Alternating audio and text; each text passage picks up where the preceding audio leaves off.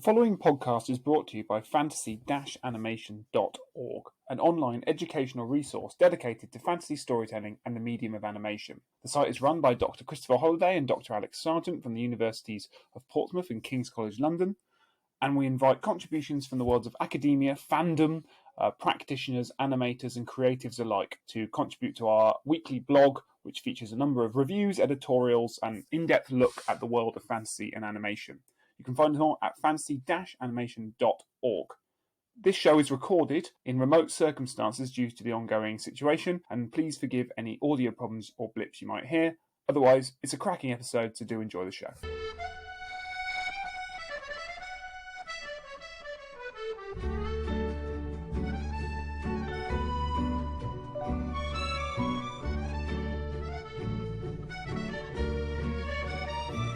Hello everybody and welcome to the latest episode of the Fantasy Animation Podcast with me, Chris Holliday. And me, Alex Sargent. So for this latest lockdown instalment, we're excited to be talking about Martin Scorsese's 2011 film Hugo, set in 1930s Paris, and which takes audiences through the special effects and spectacular stagecraft of pioneering filmmaker Georges Méliès. Now this is someone who really sits at the heart of fantasy animation for reasons that will hopefully become clear over the course of our discussions. With my animation hat on, Méliès is obviously somebody who comes to mind as the designer of multiple trick effects that would anticipate forms of animation at the turn of the 20th century. And Alex, for you, what does Méliès mean to fantasy? Well, he is the sort of primal cinematic fantasist. He is the person that both sort of fantasy historians, those interested in the genre, and sort of film theorists more generally sort of turn to as the sort of almost sort of clumsy, cliched example of what cinematic fantasy can be and looks like. So yeah, he's the sort of prototypical father of both of our cinematic disciplines, Chris. Yeah. But so it's not just us, however, that's going to be talking through Méliès and obviously the pleasures of Hugo, I think, as a film about cinema or a movie about movies. In fact, we're joined this week by a returning guest, something we don't get to say very often, in Eric Smoodin, who is Professor of American Studies and Cinema and Technocultural Studies at the University of California. For those who need a refresher, he's published on Disney, he's published on Frank Capra, and many other elements of American film history. And hot off the press is his latest book, Paris in the Dark, which, and this is a quote, takes readers on a journey through the streets, cinemas and theatres of Paris to sketch a comprehensive picture of French film culture during the 30s and 40s. We spoke to Eric briefly when we did a special Society for Cinema and Media Studies conference episode, but thankfully we've got Eric around for a little bit longer. So thank you for rejoining us. Thank you so much. It's a pleasure to be here. It's a pleasure for us to have you. Now, we're here to talk about Scorsese's Hugo, I guess, as a film that both perhaps touches on your writing on animation and fantasy, but also your more recent ventures into the history of cine-clubs, cinephilic subcultures, perhaps local exhibition practices of Paris for your recent book. And obviously the film presents a sort of fantasy version of Paris in the early 30s, which is exactly where your book starts.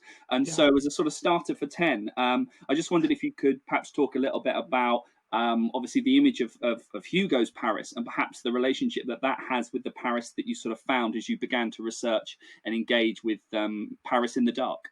Sure, of course.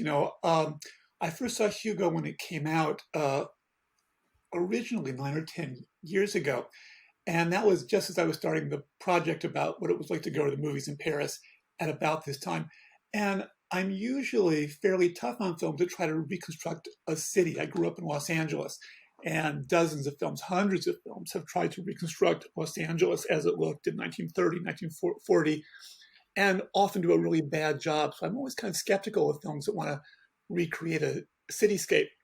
And I think one of the things about Hugo is that it does such a great job of doing Paris. And the Paris it shows is only a fantasy one. I think the Eiffel Tower is in every shot. So the film has this very specific touristy view of Paris. But still, it's an incredibly loving view of a boy going through the streets and staying in the train station there. So in some ways, it's an absolute kind of stereotypical fantasy cliched views of what Paris is, the Eiffel Tower, the Arc de Triomphe, that kind of thing.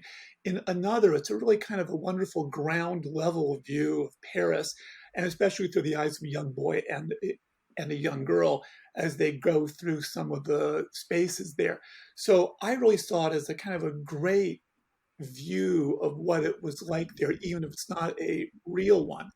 And I think when I saw the film for the first time, I saw it with my daughter, who was probably 7 or 8 at the time.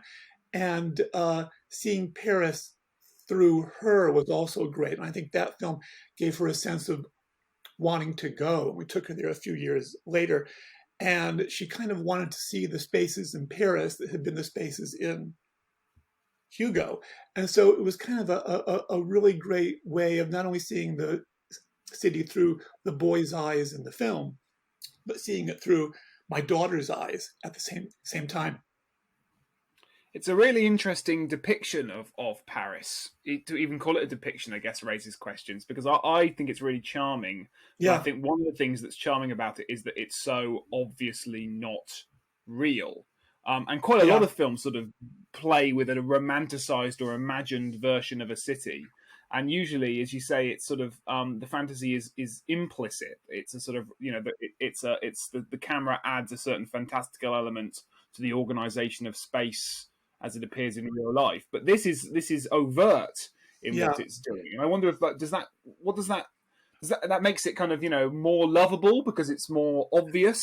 But it also means the relationship with the real city is somewhat more confusing in that, I wouldn't expect to go to Paris to see the places in Hugo. Or did your daughter expect that when she saw it? No, I was sort of struck by the same thing. And seeing it again for the first time in 9 or 10 years, I couldn't tell if it was because of the state of CGI at that time, or if it was what they meant. But what I like about the film is that the Paris we see is both incredibly reconstructed and also phony and, not real at the same time. And you could always tell that it's not real. And it's possible that was because of the technology that was available. But I think it's also part of the strategy of the film to reconstruct Paris lovingly and perfectly, but also have it be kind of false, kind of not real, kind of constructed like a movie set. And I sort of like the tension there. And I have a feeling that's what the people who made the film meant. So I think it's the interplay between, that's incredible. That looks like the Eiffel Tower, and that looks like a cafe. The interplay between that and the obvious constructedness and movie setness of it too, if that makes sense.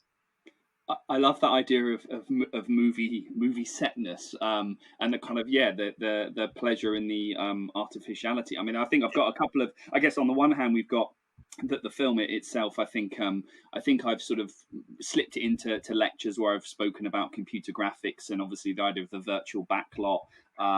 And the interesting pull between sort of new technology representing the old, but also the fact that the film itself is sort of on that note of artificiality is riddled with and wrought with sort of image making forms or moving images that the pleasure is in their sort of artificiality. I mean, perhaps most obviously is the automaton, which is it's not so hyper real that it tries to pass itself off as a real human, even though Hugo himself sort of wants that to be sort of an interesting reversal or tweak on a sort of Pinocchio narrative, because he wants that to come alive so that he's not alone. But even within that, I sort of lost track of all the different references to sort of cinema, both in the set, from images and photographs of Jean Gabin to flip books. And so there's obviously something, and actually it reminded me, I was looking and reading a bit about the film, there was obviously something going on in 2011, because you also have The Artist and Midnight in Paris. And so obviously something was going on with regards to the fascination with sort of early cinema. So I've got I'm really excited to talk about it if that hasn't become clear already, because I'm really, I love movies that are about movies, and it seems like this taps into that kind of cinematic culture that you speak about in your book.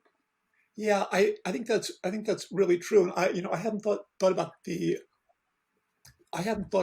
Midnight in Paris coming out that year, but The Artist is a good case study as well, and that's a French film made very, very much about the U.S. in some ways, but it's a sort of a Parisian view of Los Angeles or Hollywood or something. And of course, with Hugo, as you mentioned, it's full of references to other films. And one of the pleasures of the film is trying to spot those references, and you feel very smart. It's also maybe one of the things that can be bothersome about the film, like Scorsese is trying way too hard to put a scene from Potemkin and the train station or something. But so that's one. So it's both one of the pleasures of the film and one of the irritations of the film that it's such a film lover's dream come true. And you mentioned the photo of Jean Gabin, which we just see for a second as the camera pans by the cafe, I think it is, and then James Joyce turns up, and Django Reinhardt is in the film. So in a lot of ways, it's too much, and at the same time, it's perfect. And that's a kind of a tension that the film seems to walk through and sort of negotiate pretty well, it seems to me. Yeah, I mean, I think obviously Méliès is the, we're talking about Hugo, but we can't fail to talk about Méliès and his place, as we said at the start, his relationship to sort of both fantasy and animation, and given where he sits with regards to early cinema history, and if we have the Lumieres, perhaps on the one, this is a very simplistic division. It's the relationship between actuality, shorts, and kind of trick effects, and it seems like obviously the artificiality of it. You mentioned the constructedness of it that the filmmakers are sort of going for. It seems entirely appropriate given that Méliès is on the side of those sorts of. Phil, a lot of the dialogue is about his relationship to fantasy. Films have the power to capture dreams, world of imagination.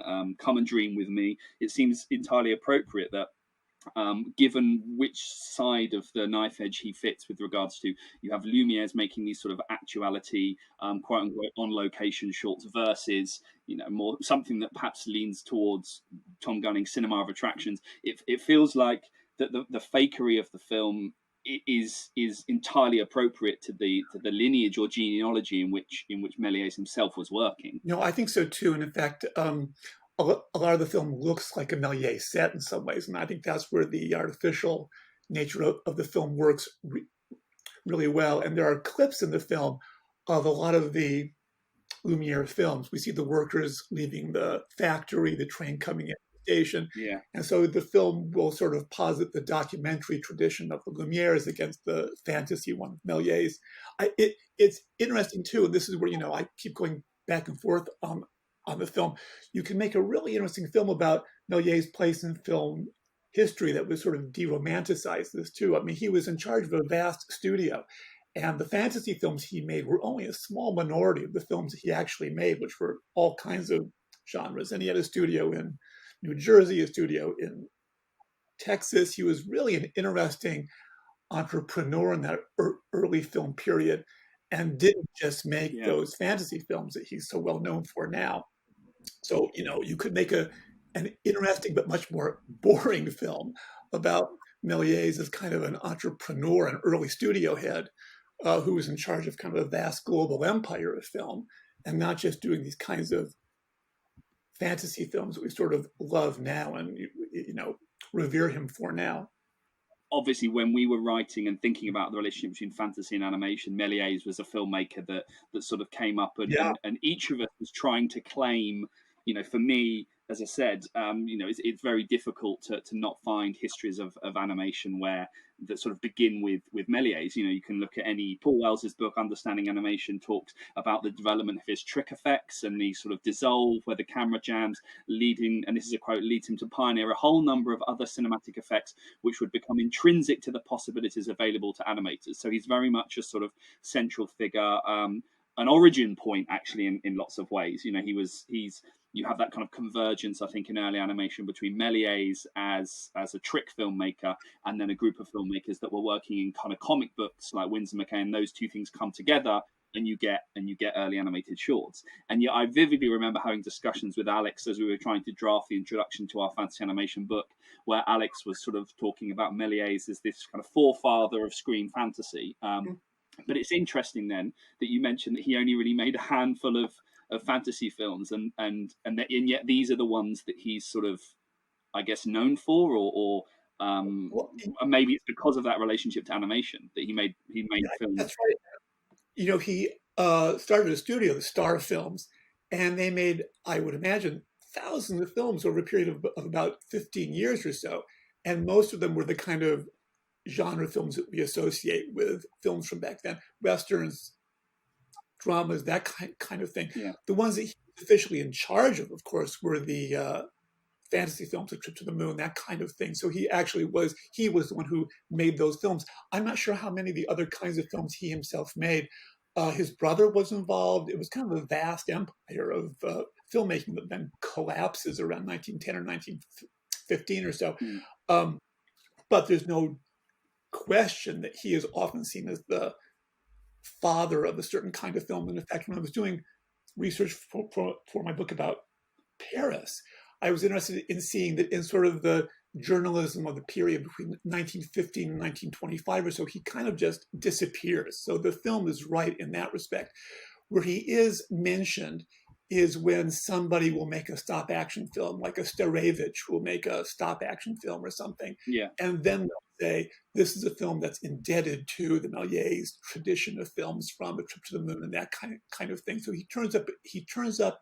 When he does turn up in the early 1920s, it is as the father of that kind of animated film. So that's what he's known for even then, and even as he's in this decline and is more or less forgotten, he will turn up now and then in newspapers, film journals, that kind of thing, as the father of a very specific kind of fantasy film. Yeah, and it's really fascinating to sort of know that. I was wondering how much the sort of reception of Méliès mapped onto the sort of, the story in Hugo, because I mean, I'm aware of the end of Méliès's career, and there is some truth, right, to him working. Is it even like maybe it's a hypocritical story of him working in the train station as a sort of clockmaker?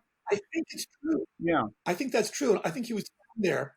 I didn't mean to interrupt, but yes, he was found at Gare Montparnasse, I think at a candy shop. Okay. So some fanciful, but yeah, and I certainly knew that he sort of didn't end his life a wealthy man. He sort of his empire kind of collapsed on itself, right? And a lot of it was to do with like film piracy, if I remember learning rightly. It was just very easy to copy his movies, so no one had to pay him for it. I think that's right, and there are a whole bunch of things that went on, and of course, the film business back then, especially in France, was always precarious. And he also, I think, put his brother in charge of production in the U.S. And his brother was either a terrible businessman or a dishonest one. And it's hard to tell. And that had a lot to do with business declining. And as you said, too, it was very hard to keep films from being pirated then.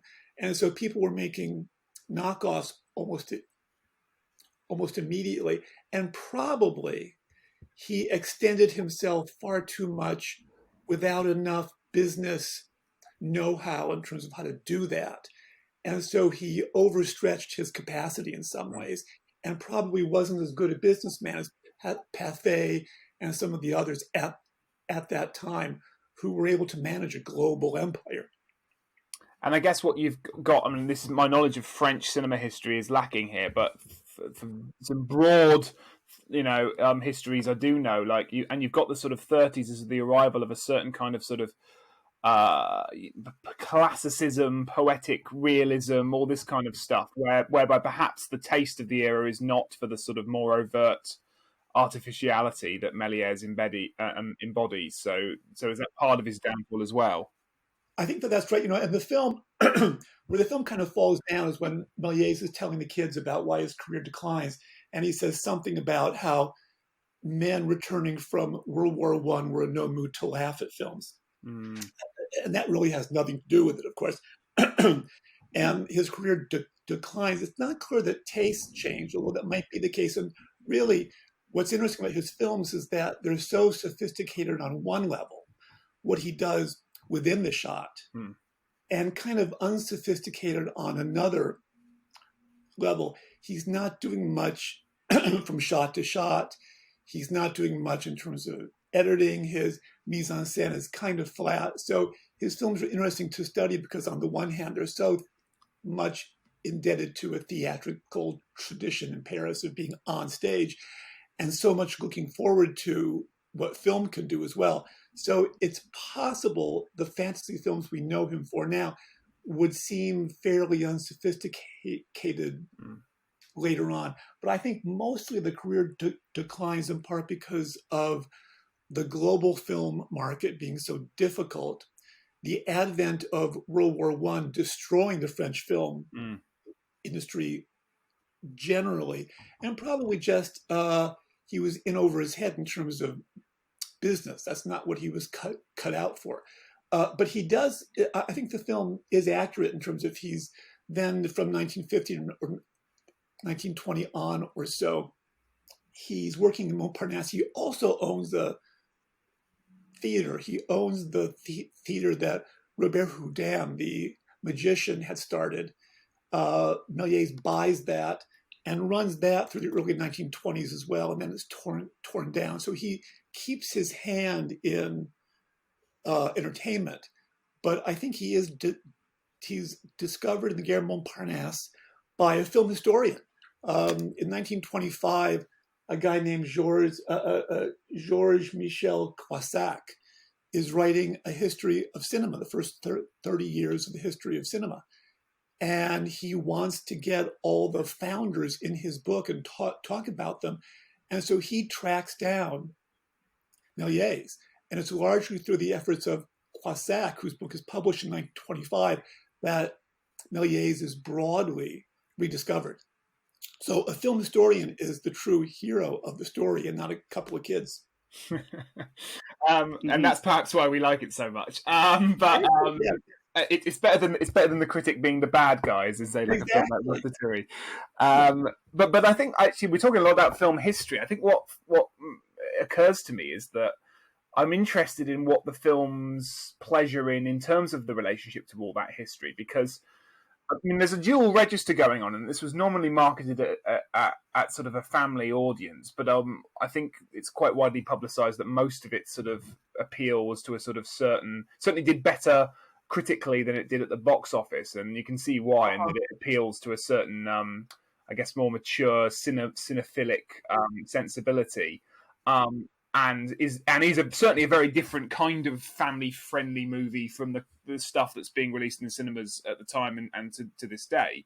So I'm interested in what it's doing with Méliès, because on one level, I guess it is nominally giving a truncated, childlike version of history right.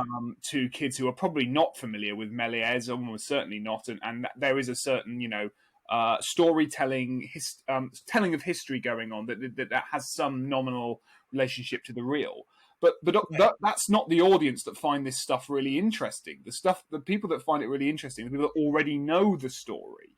Yeah. So in the sense that it's not that even most people know the vague knowledge of Méliès and what he did and who he is, and the mystery as it unfolds in the film isn't that mysterious for anyone with even like a passing knowledge of film history. So I don't know if you know the answer to this, Eric. If you do, brilliant. But this might be my impossible question of the week.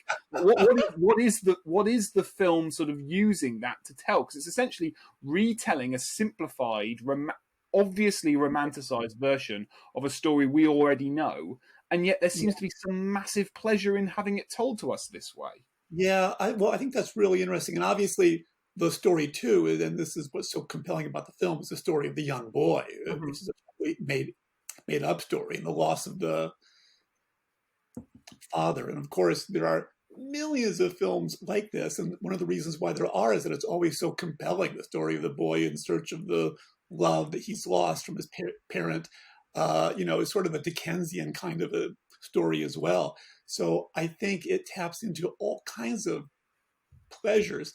And, so there's a range of them here. And I think we should also say in part that it was based on a book that was incredibly successful, and a book that's really beautiful too. And so there was an audience for the book. And I have a feeling, although I don't know this for sure, I have a feeling that the audience for the book was as much adults as kids, because the book is so wonderful. And the book too deals with many of the same issues of loss and sadness and friendship and parenting.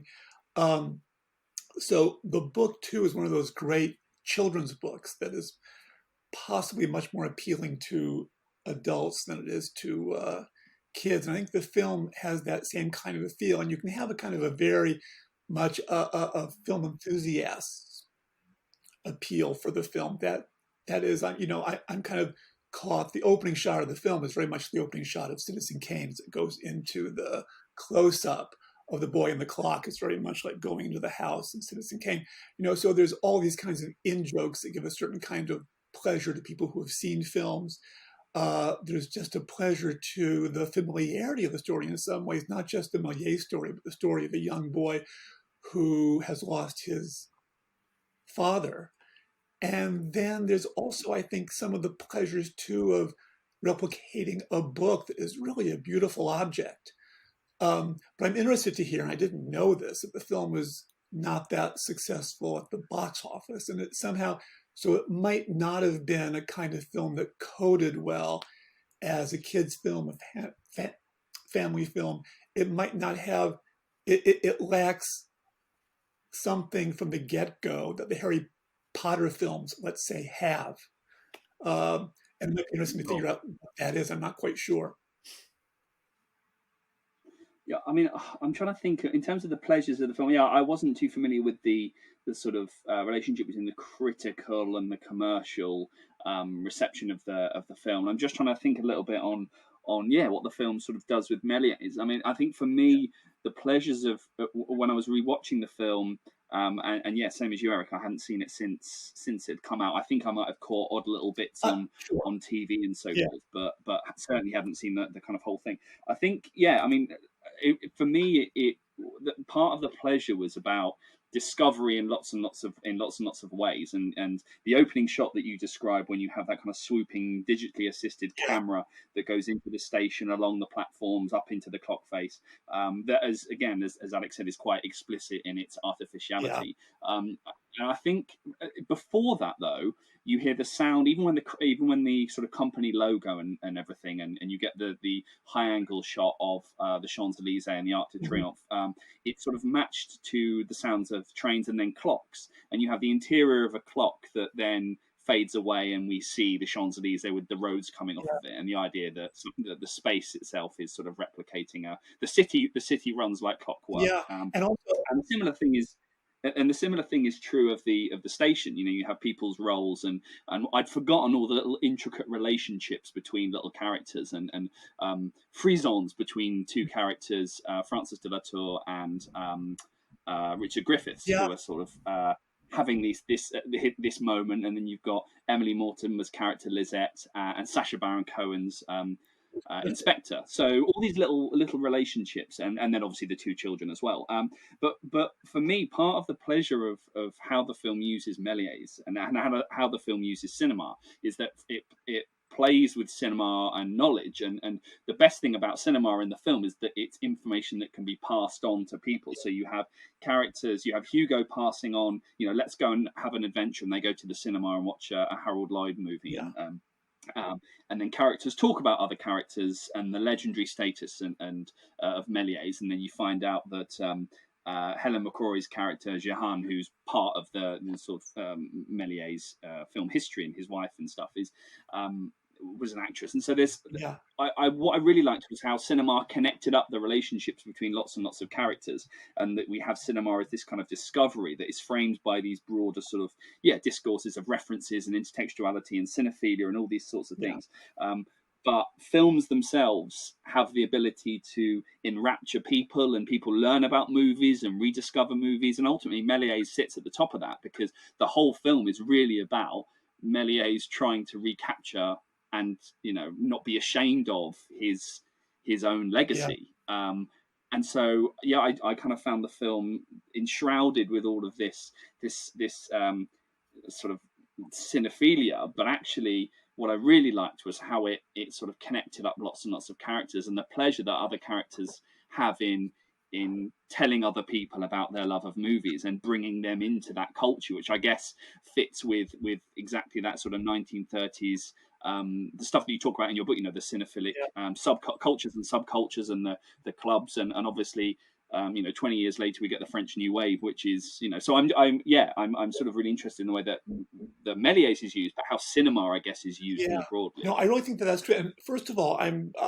always just so impressed with any current film that looks at old films, and so any film now that takes a loving look at silent film is, I think, a wonderful thing. And I don't know if your students are the same way. My students are great, but for them, film history starts with The Matrix or something, And so getting them to watch a film from the 40s is tough. So any film that has such a loving view of films from the 1890s is, to me, a wonderful thing. And any film that shows an audience just roaring in laughter and Harold Lloyd hanging from a clock, that's a wonderful thing, and is kind of a great way of producing a kind of historical sense of what the cinema does.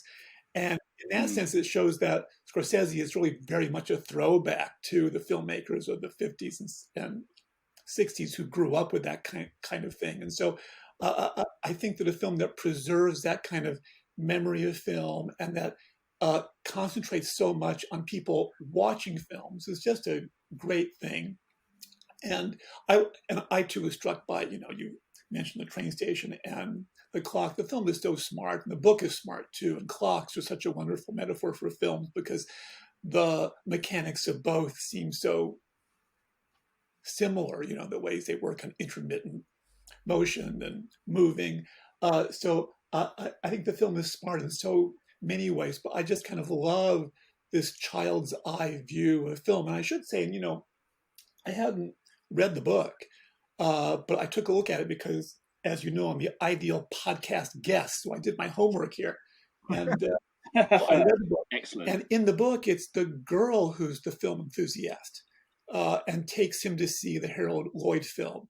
And so I thought it was interesting that in the film, Scorsese makes that a very male thing. And I think that's one of the issues one might take with the film, is that's very much Scorsese's view of things. And so it buys into this sense of cinephilia as a male thing, which is how it's often depicted. In the book, it's the girl who drags him. So, this is all by way of saying, though, that I too feel the same way, that a film that even attempts to do film history and kind of gets it right is a terrific thing. And of course, we all understand that the film has to take all kinds of liberties with narrative and dramatic action and that kind of thing. But the broad contours of the film history are pretty good. Hi, everybody. Just pausing the podcast here for a second to remind you of our upcoming listener choice episode themed around the idea of the alternative present. This is inspired by Watchmen, which is, of course, set in an alternative history. And we're looking for you to provide your favourite example of an alternative world set in a sort of, a different parallel universe. And the rules are, if you can remember, no alternative worlds and no what-if worlds. So no Aussies, no Narnias, and no It's a Wonderful Life. We want a film set entirely within a fictional world like our own with a certain difference, an alternative present. Suggestions are coming in thick and fast, and we'd love to feature as many on the next episode of the podcast. So do keep them coming in through Twitter, Instagram, Reddit, and of course via email. And the way to do that is to use our handle, FANANIM Research, FANANIM Research. And if you're emailing us at gmail.com, you can find our handle on all the other social media outlets, and we'd be delighted to talk to you on there. People are already, and the conversations are getting heated. Where does the line draw? Who knows? We'll talk about it all on next week's show. But for now, let's just get back to listening to us discuss Hugo with Eric Smoodin, and I think Chris is there as well. Well, the relationship that you just set up between clocks and cinema, because actually there's one scene where when he's explaining how he built his first camera, is that he used bits left over from the kind of automaton that obviously has this relationship with kind of clocks, and that's part of the reason why him and his dad, who I'd also forgotten that Jude Law was in it for 3 minutes, of course they can fix the automaton because they're clockmakers and stuff. So yeah, I guess the paradox then is how digital the film is, because a lot of it is about the mechanics of early cinema and the intricacies of making a camera, and obviously the automaton itself, and yet large proportions of the film, aside from a bit of model work, I think, with the train actually crashing into the station, which is a nice sort of reiteration of the as you say, the Lumiere's film. But a lot of the film is obviously so digital. As I mentioned before, we have this sort of virtual backlot, where you have these big, large green screens, and essentially the digital fills the world. And so there's a sort of productive, nice, I don't know, rich tension between these new technologies being able to tell the story of the old, and also, but that also not being a problem. Like I enjoyed that the film was doing lots and lots of things with its visual effects, whilst using those visual effects, those convincing computer graphics, to be able to gesture back to early forms of illusion. The fact that we get to see lots of Méliès's movies, and the artificiality of it, and the sets of them, and all these sorts of things. I thought the kind of evocation of Trip to the Moon and stuff like that, I thought was terrific. And I think, and I haven't read anything recently about this. I think there are things that Méliès did in his films that we're still not completely sure how he did them. We have a sense, not completely sure. And I have a feeling right now it's very easy to do this kind of stuff. So in some ways, the film is also a tribute to how hard it was to do this, even though now it's relatively simple too. And so I kind of like that too, that the film was such a digital masterwork in some ways, that it can only now replicate what Méliès was doing by hand, and in ways that we can't always be completely sure. Well, how do you make that head? So I think it's in some ways a tribute to just how hard and labor intensive all the things were that Méliès did. I should say, too, just as a sideline, in addition to reconstructing Paris, I think the film did a really good job of reconstructing the studio Méliès built, which was a marvel as well, this glass studio, which was just this modern marvel too. And we tend to think of Méliès as being, sort of stuck in this older French theatrical tradition of magic. But he was really also kind of a visionary in terms of how to construct a studio for making films. And that studio becomes something of a model, its use of glass, its use of light. And in that way, he's kind of, this early sign of new kinds of urban design too, in terms of how you construct a built environment. I'm glad you just finished that sentence with the word design, Eric, because I was about to ask about sort of, I think part of the sort of fantasy lexicon going on in the movie is this pleasure in design, in ornateness, and things fitting together like clockwork, or indeed through clockwork. And actually, if you think about what is, we keep using words like romanticized and fantasized vision of Paris. The main thing that's romanticized about it is this idea of embedded in that first opening sequence of a community fitting together somehow, and everyone, there's that line in the movie that everyone has a role, and if everyone can just sort of do their role, and it'll all fit together. And there's something, there's an interesting political discussion to be had there, because I think there's some obvious problems with that. But certainly, what the fantasy that the film indulges in is a pleasure in design, in ornateness, in a world which runs like clockwork. And I think perhaps there's a folding together of the sort of narrative concerns of that with the pleasure it asks us to take in cinema. Because actually, I wonder if, to try and answer my own impossible question earlier, I wonder if what it's doing with Méliès is offering us a vision of cinema that is less complicated than it actually is, and that allows us to have a more sort of heightened, imagined relationship with it. I'm reminded I'm reminded by a theorist, Melanie Klein, a psychoanalyst who writes a lot about fantasy, and she talks about a term called the internal object, which is basically like our way of coping with universalities, and it's it's every object in every person in our world is matched up against an internal fantasy that we've constructed. So a mother is both a real person and an imagined concept that is the real person is imagined against,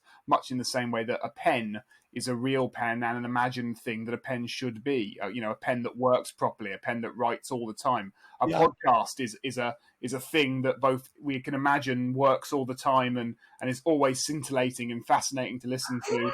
And also, agreed. And luckily this one is. So in that case, it matches the imagined object. But this idea of sort of cinema is operating like that. That cinema, what the debates we have over cinema. Cinema is real. Cinema is not real. Cinema is fantasy. Cinema is all these things. It's none of these things. It's just a big complicated machine that sort of works and sort of doesn't work, and it's kind of good and it's kind of bad.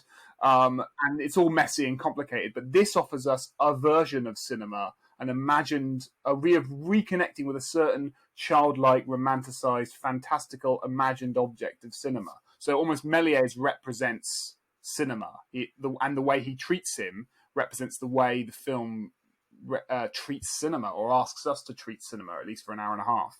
Yeah, I think that's true. And in that way, the film was also probably really conventional. This is how the cinema is shown in these kinds of films. And, and it shows how under the sign of cinema, the boy is able to reconcile with the memory of his dad. The old man can come back to the place he should have had, all along. That the cinema unites us. And of course, Paris is a big, weird, messy, violent place at this time, and the cinema does nothing of the kind. But it is kind of this, and this goes along with the fantasy view of Paris at this time, that the cinema is that which unites us all. It makes us all laugh at the same thing. So yeah, in that sense, I really think the film is incredibly conventional, but probably in really comforting ways, in the way it presents the cinema as this wonderful thing that brings us all together. And probably, and in some ways it's nice because that probably is the memory of Scorsese's childhood too. I don't doubt. And probably I think a lot of us who became obsessed with film felt the same thing about going to the movies when we were kids. It was a place where tension left. It was a place of surprise, laughter. So I think the film might speak deeply to all of us, to many of us who have a similar memory of film and a similar wish for film to do that. I think the idea you mentioned universality and I think on the one hand it goes back to this issue of film as pleasure and an adventure, and certainly filtered through the eyes of children. But at the same time, and Alex mentioned the sort of political stakes of it, there's a kind of class issue simply because of the juxtaposition between Hugo at the start of the film and Hugo at the end of the film, who is decked out in essentially a tuxedo performing magic tricks at what looks like a very high-end party. He goes to the kind of the retrospective film academy showing of Méliès' movies that they've rediscovered, and so I haven't thought about this other than there's something about cinema is a universal experience, but actually some people are living in the walls of and the clock faces of a train station, and other people go to the cinema in a cafe. I don't mean this as a critique of the film, but there's a real conservative use of cinema along those same lines. And in fact, when the Germans come into France in World War II, and one of the first things they do, of course, is take over the film industry, and they use the cinema in the same way, that the cinema will be that which unites all of Europe under Nazi authority, under a benign Nazi authority. So in fact, the cinema as this great unifying force is something that appeals to us all, but also can be used in very conservative regressive ways to try to get us not to think about real relations in the world. Well, I suppose that's fantasy then. That leads me nicely to. I'm not going to give an impossible question. I was just thinking now of what role does then fantasy play in this then, and obviously the film presents a particular figure, as you said at the start, Alex, that he is you know, he's the father, surrogate father of Hugo, and he's the father of fantasy, and he's the, you know, so I'm interested in what the film does with regards to Méliès' position as a fantasist. But yeah, I will leave it to you. Well, no, I think that's completely true, and I think, you know, and this is the film I like a whole lot, but there's probably an incredibly conservative reading of the film that would make great sense to us too, and also how the policeman is redeemed by the end of the film. You know, there are all these things that go on in the film that, of course, a film has to do. But I don't doubt there's an incredibly conservative reading of the film. And as you said, the triumph of the film at the end is that the little boy becomes a bourgeois, you know, and he's going to be fine, and he's in a tux, and he's acknowledged in front of the crowd. So I have a feeling that you could do that kind of a reading of the film that you know, wouldn't be as generous as some others might be. And the triumph of Méliès is interesting as well, and it does kind of follow the historical record a little bit. He is discarded, he is rediscovered, so there is something to that. But Méliès as the force that brings the boy up to the middle class, that generates joy. You know, I think we could do a reading of the film that might, you know, not be a generous one, but that would be a justified one. I certainly think that applies to the fantasy storytelling. As I said, I think that, you know, the fantasy indulges both in terms of its relationship to the cinema and relationships, just sort of the plot mechanics are. I use the word mechanics, apparently pun intended, but I didn't intend. You know, it is exactly it feeds into very sort of conservative discourse. I wonder try and, you know, not bring us onto a downer. Because I think that is important, and I'm glad we're talking about it. But I also think, to flip back to the sort of animation side of this podcast, I think the visuals are perhaps where things get messy and complicated and more fun. Because I think if we both think about what the film does with CGI, but also we haven't mentioned the fact that this was a prominent 3D release at the time, and what it does with old cinema, the sort of fusion of different, the old and the new, the supposed progress of cinema versus what it celebrates in terms of the old. There's something interestingly messy going on there, and I think if we put it if we put Hugo in its historical context now, when you have a figure like Martin Scorsese, who's beloved by the sort of, you know, conservative cinephiles that people like Thomas Elsasser and Jason Spurb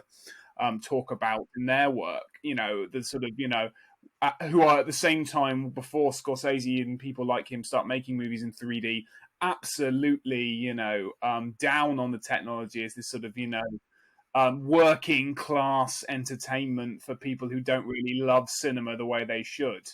And then to have someone like, I think that's where we might be able to find some more interesting or more progressive politics going on. But it's probably at the level of the visuals and the technology and the spectacle going on, not at the level of the narrative.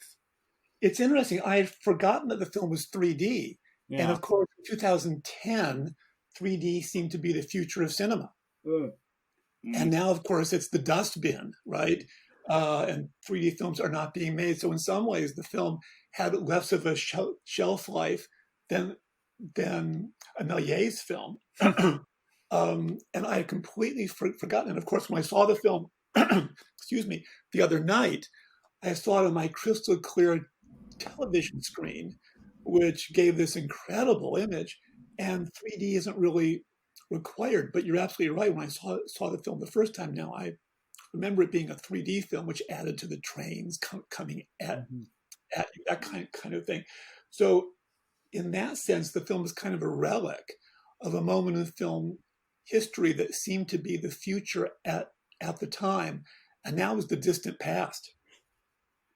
Well, I hadn't kind of thought about that, the sort of dual historical contexts that are really important for understanding the film. On the one hand, you have the birth of cinema, 1890s onwards, and the sort of loving, nostalgic treatment of a range of Méliès' movies that are pioneering these kinds of trick effects. Trip to the Moon. I remember, my first year silent cinema courses looking at Vanishing Lady and Man with the Rubber Head and all these kinds of wonderful movies that use a language of transformation and expressivity and exactly the kinds of kind of effects that animation would go on to I guess formalize in lots of ways. But the other context, exactly as Alex is saying, the sort of 2010, 2011, the sort of post-Avatar, what's the digital doing? What should it do? What should it not do? We've already had experiments, and I think we've spoken, across various episodes about different versions of CGI, from the computer animated feature film to these kinds of virtual backlot films like Sky Captain in the World of Tomorrow and Sin City, and suddenly a more expressive treatment of digital technology. And yeah, you're right. The kind of expressive, I think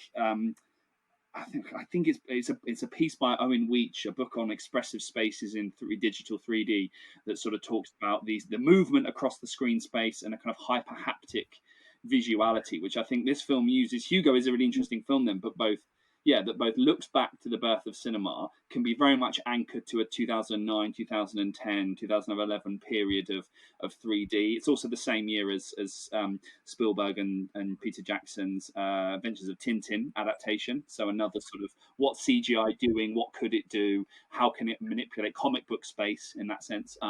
So it sort of uses, it's more than just using new technology to depict the old. It's sort of on this pivot point of, okay, so it's about forms of cinematic illusion and the labor of certain kinds of things. And I hadn't really thought about the display of illusionistic spaces and what that 3D certainly lends. It updates exactly that trepidation and anxiety and pleasure and stuff that those audiences in the 30s, when they see this movie, or that when they see the Lumiere's film and they jump out of the way, this apocryphal tale as the train comes into the station, all that sorts of things. It's sort of doing that, but with 3D. So when you have that opening shot of the film that goes in and you have stuff protruding out, you're sort of, Scorsese's replicating exactly that kind of experience, but fully exploiting 3D, which is obviously very much of that period. But as you say, Eric, is now a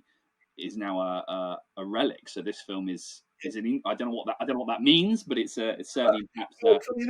And I think you had mentioned, one of you mentioned just a moment ago about the cinema of attractions, and I think this was very much trying to replicate that, the sensation we had that people seem to have had at films in the pre-1910 period, where it's not so much the story, it's simply the shock of what they're seeing and the juxtaposition of images, that kind of thing.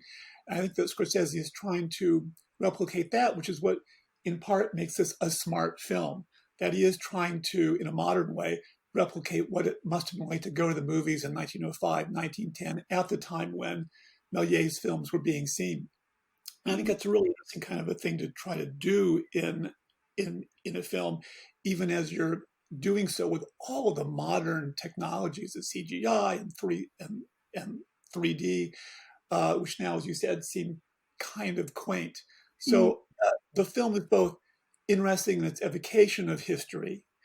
It's also interesting now as a moment in film history that may have been far briefer than Méliès' career in some ways. But it's also, 3D is a really interesting technology in that it's it almost has a sort of it has a sort of ambivalent quality with cinephilia, in that, as I say, like traditional cinephiles hated the thing and were partially responsible for its downfall in the sort of persistent campaign against 3D, and with some good reasons, because they're well advertised. There's not much point going over them, but at the same time, in many ways, 3D does to cinema what we've always wanted. Certainly, cinephiles have always wanted cinema to be, in that 3D for a very brief window meant that the auditorium was all. It was where you saw the film in its proper form. And I mean, we all think Yeah. we can think that anyway. But like, if we associate cinephilia with the cinema, which your work certainly does, Eric. I mean, partially by its time period, but also by your interests. This Yeah. site-specific love of not just the thing on the screen, but the room that surrounds it. 3D is Yeah. about saving that room and kind of shooting it, almost literally, with an injection of spectacle and power and magic and arresting quality. So in one level, Yeah. we should love 3D. It's sort of doing everything we've always said cinema does. It's site specific. Yeah. It's visually arresting. It can't be looked away from. It almost gives you a headache. It's so powerful. And then you have to go out and spend, far too much money coming back in to see it again, which is what cinephiles have been doing for, hundreds of years. So, we should love the thing. So, in a way, again, back to the sort of Méliès figure as embodiment of cinema and all its contradictions, I'm interested in that, quite a lot of the story is actually about finding his movies. And the idea that what makes cinema particularly great is that it's scarce and hard to access, and there's something pleasurable about that scarcity. So there's also that going on. I don't know how closely that matches with the real life figure. I don't know about the status of access to his movies in the 30s, but certainly in the film you can't really get any of them. Right? There's like one that remains. Yeah, and the history here is a little bit sketchy, but But his films were around, and in part because they were global commodities, so they were just in various places. And I think he had kept some. So when he's rediscovered around 1925 or so by the film historian, his films are available. And so where the film ends, and this is getting off your point, which I wouldn't mind getting back to in just a bit. The film ends in 1931 at the showing of his films in Paris. That actually takes place in 1929 at a concert hall in Paris. And in fact, they show a series of about 10 of his films.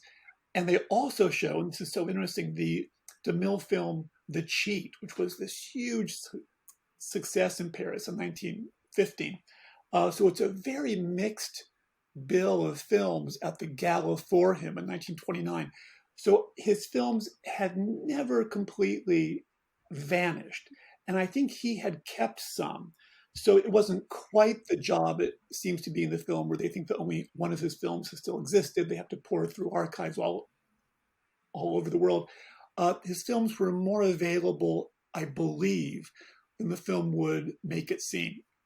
So we don't have quite this burden of trying to find that which has not been found.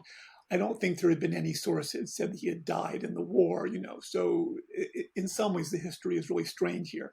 And I'm not sure why they moved it to 1931 as opposed to 1929 when the gala was actually held. But getting back to the point you made about 3D and cinephilia, I think that's really interesting. I think that 3D has occupied this very difficult space, but in just what cinema ought to do. And, there were the halting experiments in the 50s, and then it comes back. And somehow 3D has never quite, even though it seems to be the fulfillment of the complete immersion of cinematic space, it never has quite seemed that way to the people who love films the most. So it's always got this interesting place. And I should say as well, I think, and I might be a bit out of my depth here, I think that Scorsese is one of the first filmmakers to make a digital commercial film. Isn't Gangs of New York a digital film, and it's one of the first to be released in that way? I think that's the case. So in some ways, Scorsese, as much as he loves film, is very much one of the avatars of the death of film in some ways, because of Gangs of New York and other films, we have movies not being made on film. We have then the decline of the projectionist as a position of expertise. We have a complete change in how we imagine films. And I know that there are lots of cinephiles who, reject the digital experience in some ways because it's not the same as seeing a movie on film. Yeah, quite. And so it's interesting. And he's, obviously recently with The Irishman, he's now moving on to sort of, post auditorium streaming films. So Oh yeah, so yeah, the story yeah, keeps going, and it's interesting that one yeah, of therefore the fantastical additions to the Méliès story is to make his films harder to get at in the movie. I thought that was the case. I'm glad yeah, you confirmed that, because I thought that was the case watching it. But yeah. rather than look it up myself, I thought I'd leave our esteemed guest to correct me on it. So yeah, absolutely. That's yeah. So really, yeah. So part of the story it's telling of cinema is this imagined preciousness that it almost sort of brings Yeah. to mind sort of the Walter Benjamin aura erratic kind of quality of that's sort of perpetually being dealt with, which is um, and to link it with sort of ideas of class. This the arts when it's at its most democratic is that it's easy to get at, and yet part of being a cinephile is to treasure not getting at cinema as quickly and easily as possible. And there's something potentially wrong with doing that. Why, watching on a phone on your commute? How dare you? You should fork out gargantuan amounts of money and time to travel to the cinema. No, this is true. In fact, when I was getting into film, when I was a grad student, even an undergrad, and I was friends with some guys who, and we all know guys like this, and typically is a guy thing. The measure of their cinephilia was how far they would go to see a film. And if they would travel 400 miles to see a Douglas Sirk film that had never been shown, that was really impressive, And so that was kind of how we measured things. It wasn't so much what you had seen, but the sacrifice you would make to see it. And I think we kind of lost that a bit. And that's a good thing. You shouldn't have to get in a plane or drive 400 miles to see a Douglas Sirk film. Yes. But that was kind of what cinephilia was like at the time, the extreme measures you would take to see a film. And now, it's great, but it's easy as well. I mean, I don't have in terms of my notes. I had, I mean, one thing I was thinking about is I was trying to get my think way through the automaton as Oh yeah, the centerpiece and the various, because at the very end of the movie where Méliès is now rediscovered, he's back into a kind of certain kind of cinephilic circle. He has that exhibition at the Film Academy of his work. He is applauded on stage. He talks about being fixed. He talks about being yeah, somebody who was broken and then is now in now works again. And obviously that's a nice parallel to two characters actually. On the one hand, Sacha Baron Cohen's character, who says in the very end, who obviously walks with a limp. And there's something about his role in the war as well. So I quite like that. He's got a really interesting backstory. But he says something like, "I'm now fully functioning adult yeah, or man or human being or something." yeah, And then obviously the automaton, which is the whole fulcrum of the story. It's Hugo's relationship with his 3-minute Jude Law father, and the aim to try and get it fixed. And a quick little shout out to the automaton. There's lots of writing on animation from. I mean, yeah, Alan Cholodenko has a good article called "Speculations on the Animatic Automaton," yeah, which is is very difficult again to find work on animation that doesn't. It seems like the automaton and automation is a defining technology in the way that it gets into certain kinds of debates around reanimation, invention, all these sorts of debates around what animation is, the illusion of life, is exactly seems to be knotted up with definitions of automaton, and so it seems obviously the fact that this automaton draws an image of a trip to the moon, I just thought was a really beautiful. That's probably my favorite sequence in the film. There, where he I thinks totally agree. I loved it. It's my understanding that I don't think that Méliès was dealing with an automaton or automata. I think his stage act, of course, and he was a magician, was based on big illusion, of course, as you would imagine in stage acts. And we see some of those in the film, making the woman float, that kind of thing. I think the automaton is an invention of the book and the guy who did the book.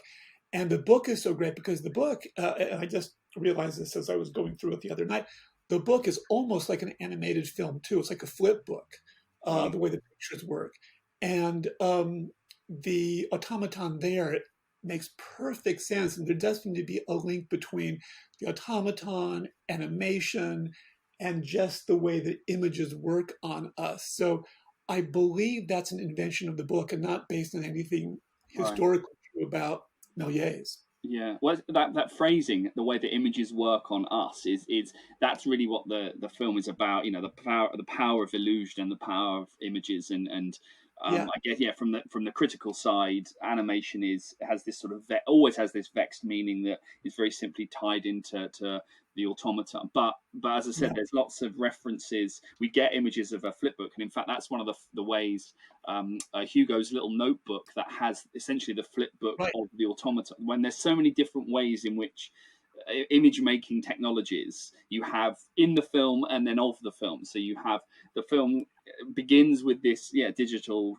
extravagant one take that is rendered entirely in computer graphics, and then we also have a hand drawn flip book, and then we also see an automata drawing Yeah, an image from a silent movie that yeah. was itself a forebearer to trick animation technology. So I liked the film. There, I've said it, but I thought it was I think all of these different image making technologies that are knotted together.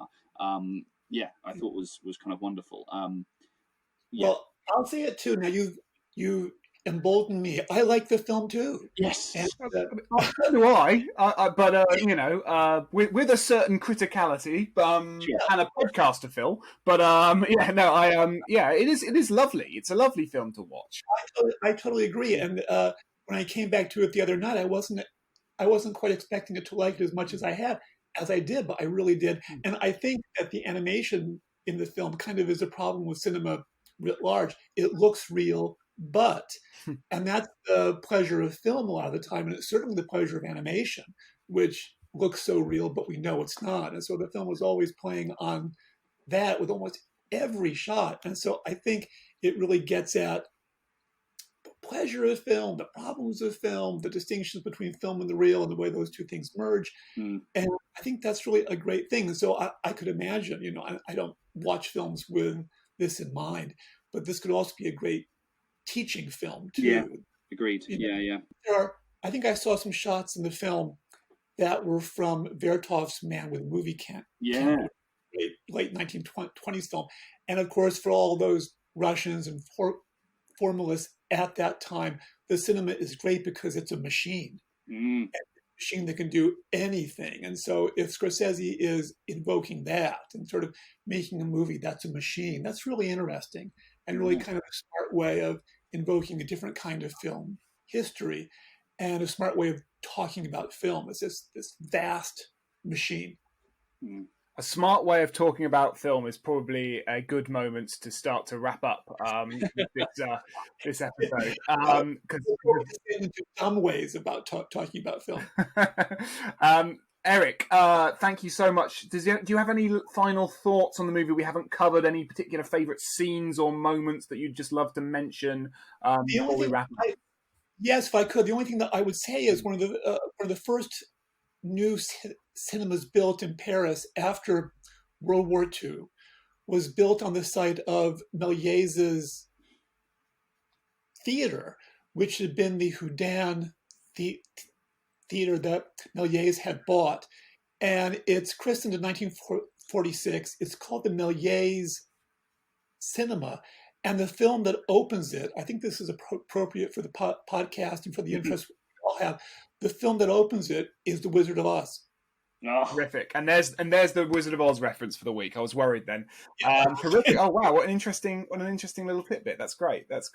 My favourite little moment of the movie I just wanted to mention, and it actually links to what we were just saying there, is the moment they sort of recreate some of the sort of tableaus that Méliès always sort of finished his movies on in live action. And there's some they were in live action anyway, but in sort of with new actors and all this kind of stuff. And there's something really wonderful about those moments that I think fit into lots of things we were saying. So I don't need to say anything more than that. Chris, any final thoughts?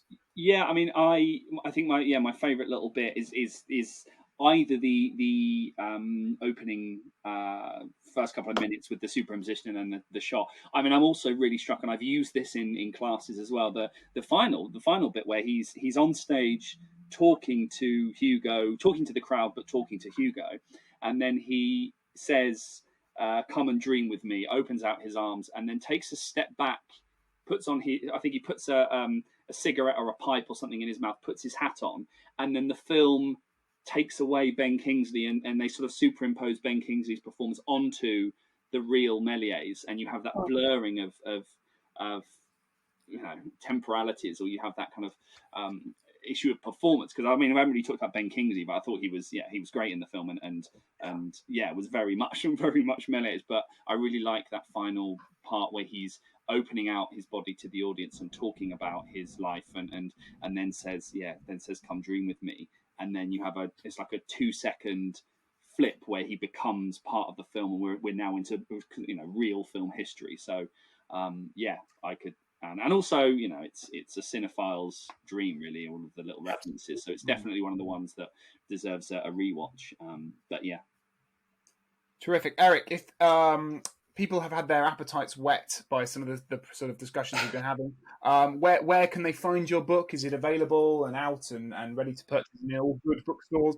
Thank you so much for the plug. It is available at all good online bookstores. I appreciate you guys giving me a chance to talk about it.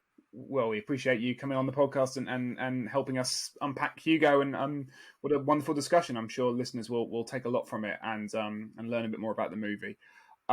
Chris, and I've got to do the admin, haven't I? I'll do the admin. We've tried this when I do the admin, and I can't. Yeah. I haven't learned. I haven't learned it in the way that you've learned it. So this is very much your. Okay, let's see if we can do this in record time then.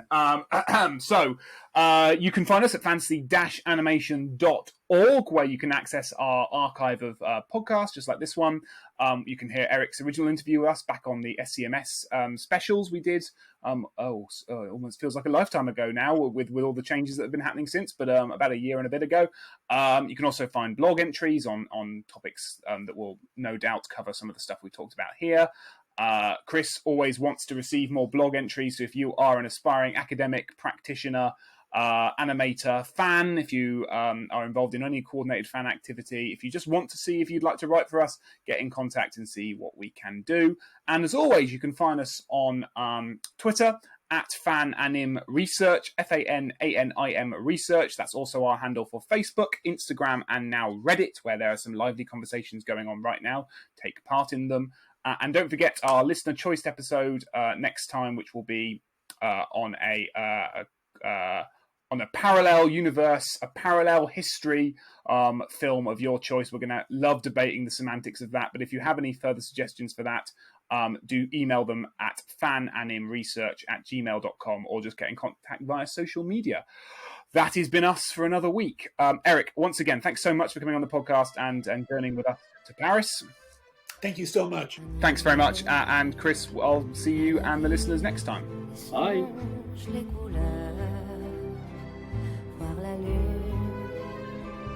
Les étoiles, tout ce